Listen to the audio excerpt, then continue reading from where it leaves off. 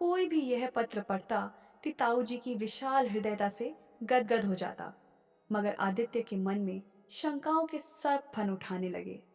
आखिर ताऊ जी के मन में इतनी उदारता उपजी क्यों? मैंने 10-15 हजार रुपए ब्याज पर मांगे तो खाने के लाले पड़ रहे थे। अब स्वयं की फैक्ट्री लगाने के लिए 10-12 लाख कहां से आ गए? अतुल से चर्चा कर आदित्य बाहर आया। अभी सड़क पार कर ही रहा था कि अचानक उसे कुछ याद आया। उसका खुलासा करने के लिए वह वापस अतुल के बंगले की ओर मुड़ा। अतुल उसके ताऊजी का पुत्र था। हमउम्र होने के कारण आदित्य उससे सलाह मशवरा कर लिया करता। साइकिल बाहर खड़ी कर अतुल को बुलाने के लिए उसने जो ही घंटी की ओर हाथ बढ़ाया, ताऊ जी की तीखी आवाज सुन चौंक पड़ा। ताऊ जी अतुल से कटु अंदाज में कुछ पूछ रहे थे। उन्होंने अत्यंत घृणापूर्वक आदित्य का नाम लिया। आजकल ये आदित्य क्यों आता है बार बार? ऐसे ही उसे बैंक से लोन लेना था। तुमसे तो नहीं मांगे कुछ रुपए पैसे? नहीं, अभी तो दे मत देना। ताऊजी ने उसे बात भी पूरी नहीं करने दी और तेज आवाज में अपना निर्णयात्मक आदेश सुना दिया। वापस मिलने मुश्किल हो जाएंगे। आदित्य ने सुना तो स्तब्ध रह गया। अतुल ने अपने पिता की बात का क्या जवाब दिया? आदित्य ने वह तो नहीं सुना, मगर अपने ताऊजी के मुख से अपने प्रतिकटु शब्दों को सुन उसका मस्तिष्क सन्न सा रह गया। तो यह सम्मान है उसका अपने इन करीबी रिश्तेदारों की नजरों में। यही मूल्यांकन है उसकी हैसियत, उसकी परिस्थिति और सच पूछो तो उसकी नीयत का। उसके लिए वहां एक पल ठहरना भी दुश्वार हो गया। वो तत्क्षण पलटा और तीर की तरह बाहर निकल गया। साइकिल चलाते हुए उसके नसों से गर्मागर्म लपटें निकल रही थी। सारा शरीर अपमान की ज्वाला से विदग्ध हो तप रहा था। उसका मन जल रहा था, मस्तिष्क जल रहा था, रोम रोम सुलग रहा था। यह सच है कि उसकी आर्थिक अवस्था इन दिनों अचानक बिगड़ गई है, मगर नीयत, क्या नीयत भी ऐसी बेगैरत हो गई है कि रिश्तेदारी से पैसा उधार लेगा तो वापस ही नहीं करेगा? उसे अपने आप से ग्लानि होने लगी। आखिर ताऊजी के मन में ऐसी कुछ शंका उठी क्यों? वह सामान्य वर्ग का है इसलिए? वह उनकी हैसियत का नहीं है इसलिए? क्या गरीब रिश्तेदार अपने अमीर रिश्तेदारों के पास महज इसीलिए आते हैं, उनसे पैसा मांगने, उनसे मीठी मीठी बातें कर उनकी जेब काटने? आज यदि कोई पराया अमीर व्यक्ति बार बार आता अतुल के पास, उससे सलाह मशवरा करता, क्या तब भी यही शंका पालते ताऊजी? उसे भी टेढ़ी नजरों से देखते? तब तो उसे प्रेम से बैठाकर चाय नाश्ता भोजन सब करवाते। घर पहुंचने तक आदित्य बुरी तरह हांफने लगा। साइकिल आंगन में खड़ी की और कमरे में आ धम्म से कुर्सी में धंस गया। उसे ऐसी हालत में देख नैना घबरा गई। पंखा तेज कर वह पल्लू से उसका पसीना पोंछने लगी। क्या हो गया? तबीयत तो ठीक है ना? हाँ। फिर ऐसे पसीने से लथपथ क्यों हो? क्या बात है? जवाब देने के बदले वह आंखें मीच लंबी लंबी सांसें लेने लगा। नैना ने उसे नैपकिन देते हुए कहा, आप पसीना सुखाइए, तब तक मैं शिकंजी बनाकर लाती हूँ। आदित्य आंखें मूंदे पड़ा रहा। 3-4 मिनट में नैना शिकंजी बनाकर ले आई। कुर्सी के हत्थे पर बैठ उसने ग्लास आदित्य के होंठों से लगा दिया। पहले आप पी लीजिए, फिर आराम से बतलाइएगा। उसके हाथों से ग्लास ले आदित्य घुट घुट पीने लगा। नैना उसके बालों में उंगलियां फिराने लगी। आदित्य के शिकंजी पी लेने के बाद उसने उसका मुंह अपनी ओर किया। हाँ, अब बताइए क्या हुआ? आप तो अतुल जी के घर गए थे ना? हाँ। हुआ नहीं बैंक का काम? वो बात नहीं। फिर? नैना। आदित्य का गला भर आया। उसने भरे गले से सब कह सुनाया। सुनकर नैना को भी भारी धक्का लगा। कुछ क्षणों के मौन के बाद उसने पति के हृदय पर मलहम लगाना चाहा। खैर छोड़ो, मत ध्यान दो उनकी बातों पर। अरे, कैसे ध्यान ना दूं? एक तरह से ये बेइज्जती नहीं है मेरी? मैंने तो कभी इशारे में भी रुपए नहीं मांगे थे अतुल से। फिर भाई जी ने ऐसा कैसे सोच लिया? शायद अंकल जी के कारण। अंकल जी, आदित्य के सगे ताऊ जी, उसके पिताजी के सगे बड़े भाई साहब। लगभग महीना भर पूर्व आदित्य उनके शहर गया था। रिश्तेदारों में यह बात फैल गई थी कि आदित्य जिस कपड़ा मिल में नौकरी करता था वह बंद हो गई है। पुनः प्रारंभ होने के कोई आसार नहीं। नई नौकरी के लिए 3-4 जगह हाथ पांव मार। अब वह अपने शहर लौट स्वयं का कोई छोटा मोटा व्यवसाय आरंभ करना चाहता है। इन दिनों पूंजी का जुगाड़ करने में लगा है। उसे यूं बिना चिट्ठी पत्री के यकायक आया देख ताई जी फौरन ताड़ गई। आदित्य जब तक रिक्शा से सामान उतारता उन्होंने ताऊजी को इशारा कर दिया। दोनों की आंखों ही आंखों में मंत्रणा हो गई। दोनों अखबार फैला उसमें खो गए। तब तक आदित्य बरामदे में आ गया था। उसने कुछ सकुचाते हुए बैठक का पर्दा हटाया। दोनों ने चौंक कर इस तरह देखा जैसे आदित्य को अभी पहली बार देख रहे हों। आदित्य ने आदरपूर्वक दोनों के चरण स्पर्श की। कृत्रिम मुस्कान बिखेर दोनों उसे आशीष दे औपचारिक बातें पूछने लगे। आदित्य विनम्रतापूर्वक उनके जवाब देता गया। इस दरमियान नौकर चाय बिस्किट रख गया था। चाय के बाद ताईजी ने ससने उसकी पीठ थपथपाई। सफर में थक गए होंगे, ऊपर नहा धो लो, तब तक मैं रसोई की तैयारी करती हूँ। नौकर के संग आदित्य ऊपर आया। कमरे के एकांत में वह ताऊ ताईजी के व्यवहार का विश्लेषण करने लगा। यद्यपि दोनों बोले प्यार मोहब्बत से थे, मगर उनके व्यवहार में झीना सा शुष्क आवरण था। अपने हाव भावों से उन्होंने स्पष्ट चेता दिया था कि बातों की घानी चाहे जितनी चला लो, इन तिलों से तेल निकलने वाला नहीं। वह मन ही मन पछताने लगा, व्यर्थ आया इतनी दूर। यहाँ आने के पूर्व उसके पिताजी ने बारंबार समझाया था, देखो बेटे, किराए भाड़े के 400-500 रुपए बिगाड़ने का कोई मतलब नहीं। मेरे भैया तुम्हारे वास्ते कुछ करने वाले नहीं। उन्होंने कभी अपने माँ बाप को नहीं पूछा, मगर आदित्य जिद पर अड़ा रहा। एक बार कोशिश करने में हर्ज ही क्या है। माँ ने भी समर्थन किया। बड़े प्रेम से उन्होंने ताऊ ताईजी के लिए अचार, बड़ी, पापड़ बनाए, कुछ अन्य चीजें भी बनाई। माँ के हाथ की बनी ये सारी चीजें ताऊ ताईजी को बेहद पसंद आती थीं, मगर समस्त प्रलोभन निष्फल गए। उसका दिल डूबने लगा। इस तंगी की हालत में इस यात्रा पर हुए खर्च ने उसे परेशान कर दिया। तैयार होकर वह नीचे आया। ताऊ जी टीवी देखने में व्यस्त थे। उन्होंने आदित्य को भी अपने पास बैठा लिया। एक न्यूज चैनल लगा। वे आदित्य के साथ देश विदेश की स्थिति पर चर्चा करने लगे। आदित्य को इन सब में रत्ती भर रुचि नहीं थी। उसका मन तो अपनी स्थिति में ही उलझा हुआ था। यह तो वह स्पष्ट रूप से समझ चुका था कि ताऊ जी उसके लिए कुछ करने वाले नहीं। फिर भी जब आ ही गया है तो उसने विज्ञापन ब्रेक के दरमियान चर्चा छेड़ दी। ताऊ जी, मैं जिस फैक्ट्री में नौकरी करता था वह बंद हो गई है। अरे, कब? ताऊ जी ऐसे चौंके जैसे उन्हें अभी पहली बार मालूम पड़ा। जी, 5-6 महीने हो गए। क्यों? मैनेजमेंट का कहना है उसके पास पैसा नहीं है फैक्ट्री चलाने के लिए। अरे तो बैंक से ले ले। बैंकों के पास बहुत स्कीमें हैं आजकल लोन देने के लिए। ताऊ जी ने इतनी सहजता से सलाह उछाली जैसे लोन लेना रास्ते से कंकड़ उठाना हो। थूक गटक आदित्य ने मरी हुई सी आवाज में कहा, बैंक का कहना है वह पहले ही काफी कर्जा दे चुका है फैक्ट्री को और नहीं दे सकता। ओह, ताऊ जी ने संवेदना से सिर हिलाया। कुछ क्षण गहरी सोच का अभिनय करते हुए उन्होंने अपने सलाहों के पिटारे से अगला रत्न निकाला। मेरा ख्याल है फैक्ट्री की लेबर यूनियन को खुद बैंक के पास जाना चाहिए। मैनेजमेंट फैक्ट्री चलाने में असमर्थ है तो यूनियन खुद चला लेगी। यू नो, फॉरेन कंट्रीज में आजकल फॉरेन रिटर्न ताऊजी अपनी नफीस विलायती अंग्रेजी में अपने अनुभवों का खजाना उस पर उड़ेलने लगे। हालात से मजबूर आदित्य लाचारगी से उनकी बातें झेलता गया। उसके लिए इन अनुभवों और विदेशों में हो रहे सफल प्रयोगों का कोई अर्थ नहीं था। उसकी समस्या का निदान तो रुपयों में था और ताऊ जी बस उसी की चर्चा नहीं करने दे रहे थे। आखिर बेजार हो उसने किंचित बेशर्मी से अपने मतलब की बात छेड़ दी। मैं तो अब यही सोच रहा हूँ ताऊ जी, नौकरी में तो इस तरह की झंझटें आ ही जाती हैं, इसीलिए अब अपना खुद का कोई कारोबार आरंभ कर दूं। आपकी क्या सम्मति है? ठीक सोचा ना मैंने? अम अब मैं क्या बोलूं, मैंने तो जिंदगी भर नौकरी की है। तभी दरवाजे की आड़ में खड़ी ताईजी झट से बैठक में आ गई। भोजन तैयार है, टीवी बाद में देख लेना, पहले खाना खा लो। ताऊजी तुरंत उठ खड़े हुए। मजबूरन आदित्य भी उठा। डाइनिंग टेबल तक जाते हुए ताईजी ने बतला दिया कि भोजन करते समय आजकल वे मौन रखते ही हैं। एक स्वामी जी के पास जाते हैं ना, उन्हीं की प्रेरणा से। आदित्य के लिए यह स्पष्ट इशारा था। चुप रहने के लिए वह अंदर ही अंदर कुढ़ गया। बड़ी मुश्किल से तो मुद्दे का सूत्र पकड़ पाया था।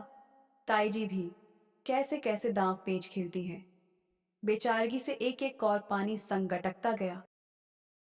भोजन के तुरंत बाद ताऊजी सोने चले गए। ताईजी के पास पड़ोस के बंगलों की 2 महिलाएं आ गईं।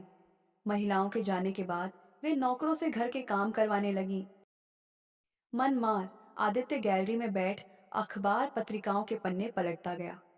दोनों में से किसी ने पूछने की जहमत नहीं उठाई कि 5-6 माह से बेरोजगार हो जाने के कारण आदित्य का खर्च कैसे चल रहा है, आगे वह क्या करेगा। दोनों शायद इस बला के टलने का इंतजार कर रहे थे, एक सोकर, दूजा गृह कार्य में व्यस्त होकर। बेजार हो आदित्य उठा और ऊपर कक्ष में गया। उसकी वापसी की ट्रेन शाम 5 बजे की थी। यह चूक जाता तो अगले दिन सुबह 11 बजे की थी। रुकने का कोई अर्थ न था। 4 बज चुके थे। उसने अपना बैग उठाया और नीचे आया। ताऊजी उठ गए थे। उन्हें उसके लौटने की भनक लग गई थी। चाय पीते वक्त उसका दिल भर आया। उसे अपने उस खर्च का काफी मलाल हो रहा था जो इस ऑपरेशन हेल्प में खर्च हो गया था। ताऊ ताईजी के टालू व्यवहार को देख वह समझ तो चुका था कि वे उसकी रत्ती भर मदद नहीं करने वाले। फिर भी उसने डूबते की तरह एक बार और हाथ पैर मारने की कोशिश की। ताऊ जी, मैं सोच रहा था, म मतलब अर्ज करना चाह रहा था, यदि बिजनेस वास्ते आप कुछ 10-15 हजार उधार देते तो। बेटा, ताऊ जी के बजाय ताई जी ने अत्यंत मृदु मीठे व्यथा भरे शब्दों में अपनी दुरावस्था का दुखड़ा उसके सामने रखा। तुम तो जानते ही हो, तुम्हारे ताऊ जी 4 बरस पहले रिटायर हो चुके हैं। जी। और सुबह तुमने नौकरी का दुख दर्द बतलाया था। नौकरी में भला क्या मिलता है? हाँ, हाँ बेटा, हम तुम्हारी मदद जरूर करते, बड़ी खुशी होती बेटा। मगर अब तुमसे क्या छुपाना, अभी तो हमको खुद को खाने के लाले पड़े हैं। महंगाई इतनी, मगर पेंशन। लोग तो हमारे बारे में पता नहीं क्या क्या सोचते हैं। तुम जानते हो बेटा, इस बड़े शहर में कितनी मुश्किलें हैं, कुछ बचता ही नहीं। आदित्य सुनते ही स्तब्ध रह गया। खाने के लाले टालने के लिए कितनी ओछी बात कह दी थी ताई जी ने। दादाजी दादी जी को अपने पास बुलाने के नाम पर भी वह इसी तरह की घटिया बहानेबाजी करती थी। आदित्य का हृदय व्यथित हो गया। उसने अपराधी की भांति हाथ जोड़ माफी मांगते हुए कहा, अन्नपूर्णा, सदैव प्रसन्न रहे ताई जी। मुझे किंचित भी आभास नहीं था, अन्यथा आपका दिल नहीं दुखाता। खैर, आप मन में किसी तरह का संकोच मत पालना। आजकल बैंकों की ढेर सारी योजनाएं हैं, मैं वहां भी अर्जी दे रहा हूँ। फुर्ती से वे दोनों भी खड़े हो गए। आदित्य ने झुककर प्रणाम किया। विदा करने के लिए दोनों द्वार तक आए। नौकर तब तक रिक्शा ले आया था। पुनः प्रणाम कर आदित्य स्टेशन रवाना हो गया। ट्रेन में बैठते हुए वह गहरी चिंता में डूब गया। ताऊजी के पास वह एक झूठी आस लेकर आया था, एक झटके में बुझ गई। क्या हो जाता जो कुछ रुपया उधार दे देते? ब्याज देने का भी मैंने इशारा कर दिया था। इतना पैसा होने के बावजूद दोनों का दिल कितना छोटा है। न चाहते हुए भी उसकी आंखों से 2 आंसू दुलक पड़े। घर आने के बाद आदित्य की चिंता और बढ़ गई। पास के रुपए धीरे धीरे खर्च होते जा रहे थे। उसे चारों ओर अंधेरा ही अंधेरा दिख रहा था। न कहीं नौकरी का आश्वासन मिल रहा था, न पूंजी का इंतजाम हो पा रहा था। उसकी रातों की नींद, दिन का चैन हराम हो गया। माँ, पिताजी, पत्नी, बच्चे, कैसे पालेगा उन्हें? आस की हल्की सी किरण भी कहीं से नजर नहीं आ रही थी। 2 हफ्ते बीत गए। तभी कुरियर से ताऊजी का पत्र आया। हैरानी से उसने खोला। ताऊजी के शहर में सैकड़ों छोटी बड़ी औद्योगिक कंपनी थी। इनमें मोल्डेड प्लास्टिक की अनेकों छोटी छोटी आइटमें लगती थी। ये आइटमें वे स्वयं न बनाकर जॉब वर्क से दूसरों से बनवाती थी। ताऊजी की योजना थी कि प्लास्टिक मोल्डिंग का एक लघु उद्योग डाल दिया जाए। आदित्य विभिन्न उद्योगों में नियमित संपर्क कर ऑर्डर कलेक्ट करेगा और माल तैयार कर सप्लाई करेगा। इसके अलावा इसी कारखाने में वे प्लास्टिक के जूते चप्पल की भी मशीनें डालना चाहते थे। इसकी खपत भी अच्छी थी उनके क्षेत्र में। अत्यंत आत्मीयता पूर्वक उन्होंने आदित्य को लिखा था, बेटा, सब कुछ तुम्हारे हाथ में रहेगा, सब तुम्हें ही संभालना होगा। हम तो सिर्फ पैसा लगा देंगे, तुम अपने हिसाब से सब करना। तुम्हें 3,000 रुपये महीने की मैनेजरी रहेगी। इसके अलावा प्रॉफिट में 4% कमीशन अतिरिक्त। कोई भी यह पत्र पढ़ता ताऊ जी की विशाल हृदयता से गदगद हो जाता। मगर आदित्य के मन में शंकाओं के सर्प फन उठाने लगे। आखिर ताऊ जी के मन में इतनी उदारता उपजी क्यों? मैंने 10-15 हजार रुपए ब्याज पर मांगे तो खाने के लाले पड़ रहे थे। अब स्वयं की फैक्ट्री लगाने के लिए 10-12 लाख कहाँ से आ गए? अपने जन्मदाताओं के लिए तो उनसे अपने घर के दरवाजे कभी खोले न गए। उसके लिए तिजोरी के कपाट, एकदम से कैसे खुल गए। वह समझ गया, ताऊ जी उसकी मजबूर परिस्थिति का फायदा उठाना चाह रहे हैं। उसकी 32-33 वर्ष की उम्र, सरकारी नौकरियों में आवेदन कर नहीं सकता, प्राइवेट सेक्टर में जल्दी नौकरी मिलनी मुश्किल, स्वयं का व्यापार करने के लिए पूंजी का अभाव, और इधर भरी पूरी गृहस्थी का भार। असहाय, निरुपाय आदित्य करेगा क्या? थोड़ा सा लालच देते ही फंस जाएगा। किसी पराये के भरोसे फैक्ट्री लगाएंगे ताऊ जी तो धोखे का डर। यह घर का मजबूर छोकरा, जब चाहे धमकाते रहो और ब्याज में एहसान लाते रहो अलग से कि हमने रोजगार पर लगाया। रिश्तेदारी के दबाव में बेईमानी भी नहीं कर सकता। इससे बेहतर मजबूर कर्मयोगी गधा, स्वामी भक्त कुत्ता कहाँ मिलेगा? चौबीसों घंटे खटे भी और विरोध में चूं भी न करे। ताऊ जी की ऐसी क्षुद्र, ओछी, स्वार्थी योजना पर वह तड़प उठा। ताऊ जी का एक पुत्र आसाम में था, दूजा विदेश में। आसाम वाले के पुत्र पढ़ रहे थे। आदित्य 4 से 5 वर्ष मेहनत कर फैक्ट्री का काम जमाता, ये बच्चे बड़े हो जाते। पोतों के तैयार होते ही आदित्य की मेहनते से जमा जमाया व्यवसाय पोतों के हवाले हो जाता और आदित्य को लात मारकर कर देते बाहर। उस ढलती उम्र में आदित्य पुनः आरंभ करता अपनी 12 खड़ी नए सिरे से। इत्तफाक से उसी दिन बाजार में अतुल मिल गया। आती बातों में उसने बतलाया, पिछली रात भाईजी के पास ताऊजी का फोन आया था। कह रहे थे आदित्य तो ठन ठन गोपाल है, उसे लाइन पर लगाने के वास्ते कारखाना डाल रहे हैं। सुनते ही आदित्य अवाक रह गया। ताऊ जी, अब रिश्तेदारों में ढोल पीटते रहेंगे? अतुल को लाइन पर हमने लगाया। उसका मन आक्रोश से भर उठा। जब सारी मेहनत मुझे ही करनी है तो ताऊ जी के कारोबार के लिए क्यों करूं? बैंक से कर्जा ले स्वत के लिए क्यों ना करूं? उसने उसी समय अतुल से चर्चा की। अतुल मार्गदर्शन करने के लिए सहर्ष राजी हो गया। इसी सिलसिले में आदित्य 2-3 मर्तबा भाईजी के बंगले पर गया था।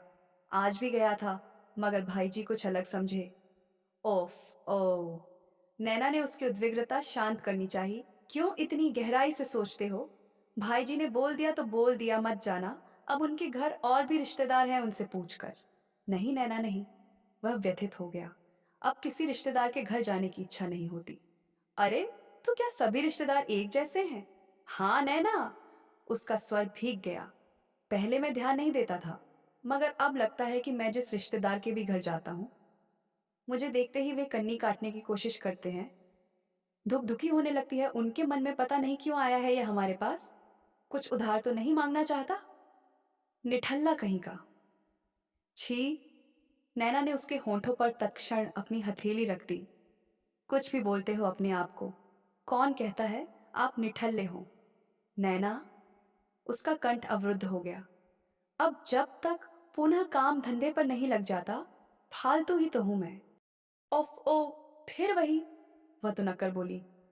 रिश्तेदार कुछ भी कहते रहे, ध्यान क्यों देना? जानबूझकर तो नौकरी छोड़ी नहीं। हफ्ते 10 दिन की बात है, बैंक लोन मंजूर होते ही। लोन मंजूर होना इतना आसान नहीं नैना। उसकी बेचैनी एकदम बढ़ गई। कई बार महीनों लग जाते हैं। सोचता हूँ इतने दिनों तक घर खर्च कैसे चलेगा। पास में थोड़ी बहुत जो पूंजी थी वह भी घर खर्च में धीरे धीरे कम।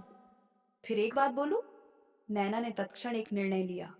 उसकी आंखों में गजब की दृढ़ता थी। क्या? मेरे गहने बेच देते हैं? तुम्हारा दिमाग तो ठीक है। वह एकदम भड़क उठा। फिर तुम पहनोगी क्या? पहले मेरी बात शांति से सुन लो। उसने पूरी दृढ़ता से उसकी आंखों में झांका। अभी तुम रिश्तेदारों को कोस रहे थे, बुरे वक्त में कोई साथ नहीं देता, उल्टे मजबूरी का फायदा उठाना चाहते हैं। हाँ, मगर बिना गहनों के तुम्हें रिश्तेदारी में कहीं आना जाना पड़े। फिर वही रिश्तेदार रिश्तेवारी। नैना भड़क उठी। इन रिश्तेदारों में से कौन है जो वक्त में हमारी सहायता कर रहा है? उल्टे बचना चाहते हैं हमसे, हमारी छांव से। फायदा उठाना चाह रहे हैं हमारी मजबूरी का। स्कीमें बना रहे हैं हमें गुलाम बनाकर रखने की। फिर हम ही क्यों सोचे इन खुदगर्ज रिश्तेदारों के बारे में? आ आदित्य गहरे ऊहापोह में फंस गया। रिश्तेदार कोई सहायता नहीं करते आदित्य। वे तो उल्टे तमाशा देखना चाहते हैं, हमारी मजबूरी का, हमारी बर्बादी का। उसका स्वर भर्रा गया। हमें अपनी सहायता आप करनी होगी। जरा सोचो, जब तक लोन स्वीकृत नहीं होता, 4 माह, 6 माह, हमें अपनी जमा पूंजी में से ही घर खर्च चलाना होगा। इससे संचित पूंजी क्या कम ना होगी? फिर लोन स्वीकृत होते ही उसके ब्याज की चिंता, किश्तों की चिता। गहने बेच देने से पूंजी हमारी स्वयं की होगी, न ब्याज का भार, न किश्त चुकाने की चिता। साथ ही काम हाथों हाथ शुरू हो जाएगा। नैना की सलाह आदित्य को जच गई। नैना रोजमर्रा में जो गहने पहनती थी, उन्हें छोड़ उसने बाकी सब गहने बेच दिए। इत्तेफाक से उसी दिन नैना का ममेरा भाई ललित आ गया। उसका जनरल स्टोर था। आदित्य की सीमित पूंजी देख उसने रजन को सीजनल धंधा करने की सलाह दी। जुलाई का महीना आने वाला था। ललित की राय के अनुसार रजन बच्चों की कॉपी किताब, स्कूल पेना इत्यादि ले आया। अगले महीने रक्षाबंधन पर राखियां, फिर दीपावली व दिसंबर में ग्रीटिंग कार्ड्स, होली पर पिचकारियां। छोटी पूंजी होने के कारण आदित्य को सीजनल धंधे खूब रास आए। ललित की सलाह मान आदित्य रोजमर्रा की गृह उपयोगी वस्तुएं भी रखता। ललित के कारण उसे महीने भर की उधारी में भरपूर माल मिल जाता। पूंजी की उसकी समस्या पल भर में हल हो गई। उसकी गाड़ी चलने लगी, अपने दम पर, अपनी बिछाई पटरियों पर। अब उसे किसी भी रिश्तेदार के पास जाने की जरूरत नहीं थी। उसने सीखा कि मेहनत और निर्भरता ही सच्ची ताकत होती है। मेरी आज की कहानी आपको कैसी लगी, यह कमेंट करके जरूर बताएं। ऐसी ही नई नई कहानियां सुनने के लिए चैनल को सब्सक्राइब जरूर करें और बेल आइकन दबाएं ताकि वीडियो का नोटिफिकेशन आपको मिल सके।